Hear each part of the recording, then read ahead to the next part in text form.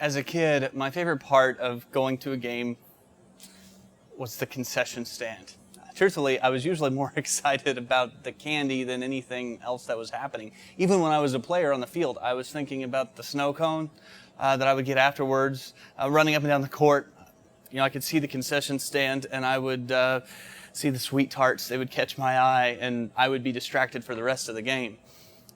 Love the candy, right? And when it comes to following Jesus, here's what I think has happened, that a lot of people are following Jesus for the candy. I mean, they want to follow Jesus close enough to get the sweets, to get the benefits, but they don't want to follow him so close that it requires any sacrifice or any discomfort. You've probably heard the story before in John about Jesus feeding this huge crowd of people, thousands, with 5 loaves of bread and 2 fish. So the people are full, they go to bed that night, but when they wake up the next morning, they're hungry again.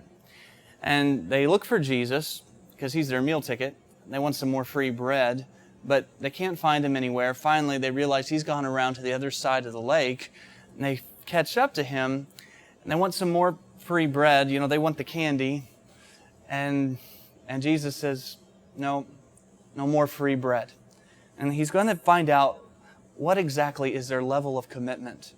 In other words, they want to be close enough to Jesus so they can see the miracles and they can hear the teaching and they can get the sweets. But Jesus wants to find out exactly where the relationship stands. Are they willing to sacrifice for him? Are they really committed to him? When trying to decide if you're a fan or a follower, a good question to ask is this: does Jesus cost me anything?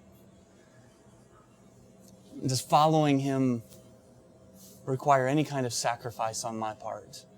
Because when Jesus invites you to follow him, he says, if anyone would come after me, he must deny himself, take up his cross daily, and follow me. And Jesus describes his followers as those who deny themselves, those who say no to themselves and carry a cross, that's sacrifice. And so when he is inviting people to follow, he's not putting out all the free candy, trying to recruit more people. If you just follow me, all this can be yours. Instead, he draws a line and he says, if you step over it, it's going to cost you something. It's not necessarily going to be easy. And in Luke 9, after Jesus extends this invitation to follow him, we read at the end of that chapter of 3 examples of people who are potential followers, but they're proven to be really nothing more than fans, just enthusiastic admirers. And here's what we find.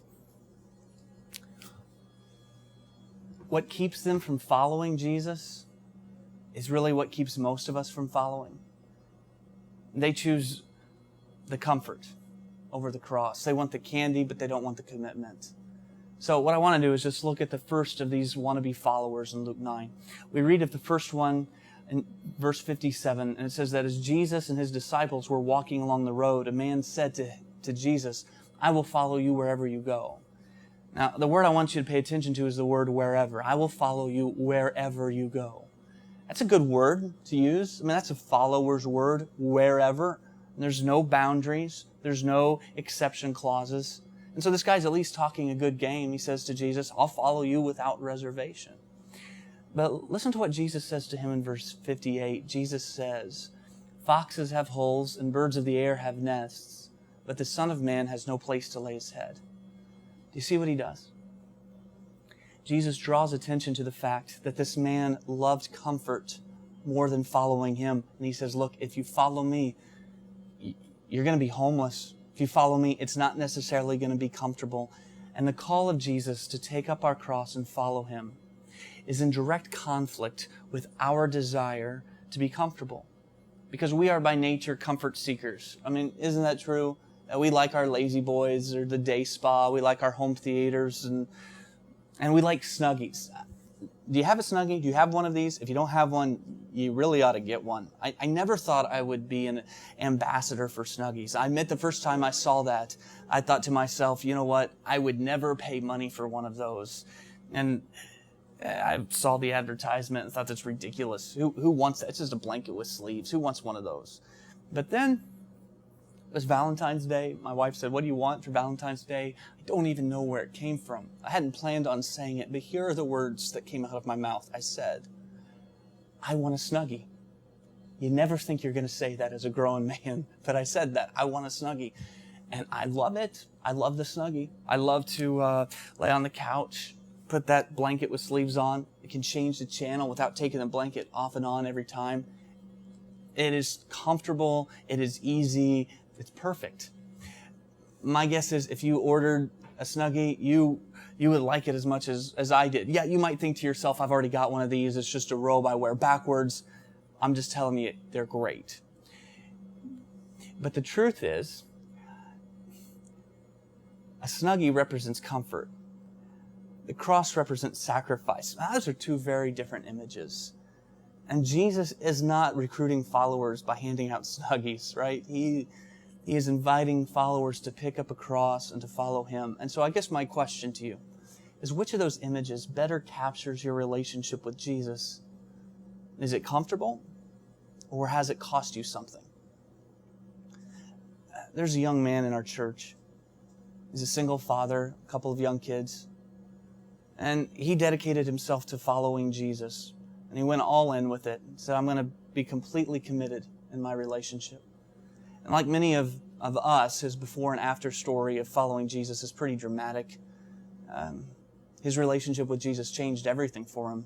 Before following Jesus, his life consisted, this is in his words, of going out, smoking pot, getting drunk, chasing girls. He'd show up at work with a hangover more often than not. He was full of anger, didn't know why. Felt like he was running in this circle, had no purpose, just kind of going through life aimlessly. But Jesus brought this radical change to his life. And you spend a few minutes with him, and it's just easy to see it. I mean, you can see the joy that he has found in Christ. And now he's constantly at church. He's serving whenever he can. Like I said, he's a single dad. He's got a lot of financial struggles. But when he became a Christian, he decided he was no longer going to work during church times, even if it meant cutting back on his hours. He was going to be generous with his finances, even though it wouldn't be easy. And not long ago, he asked if I could meet with him and his mom. It's kind of a strange request. But, I said, sure, I'll have coffee with you and your mom. And so we sat down at the table.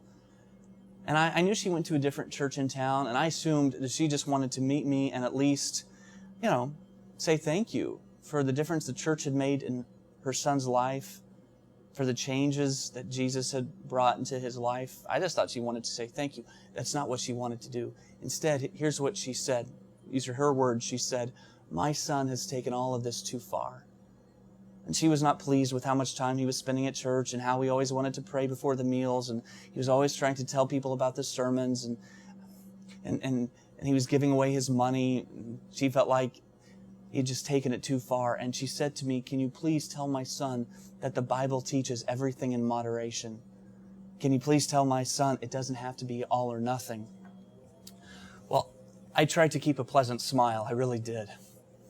But my teeth were clenched and my breath was short. I could see my nostrils flare, right? I was upset. I was defensive of my friend. And so I began to, quote from Revelation. I'm like, no, the Bible teaches that it's all or nothing. The Bible doesn't teach everything in moderation. And I quoted from Revelation where Jesus says to the church, "You're neither hot or cold, but because you're lukewarm, I'm about to vomit you out of my mouth." Jesus doesn't say everything in moderation. He says you cannot be His follower if you don't give up everything. And so listen, Jesus didn't come to this earth so that you would be better behaved. He did not come to tweak your personality or to fine-tune your manners or to smooth out your rough spots. He wants total transformation. The objective of the gospel and His call to follow you is not to make you some well-behaved person who follows all the rules, but He wants to turn your life upside down. Jesus didn't just come to change you. He came so that you would die. It's not fans He's interested in. He's not looking for people who are just sit on the bleachers, who are just in it for the free candy.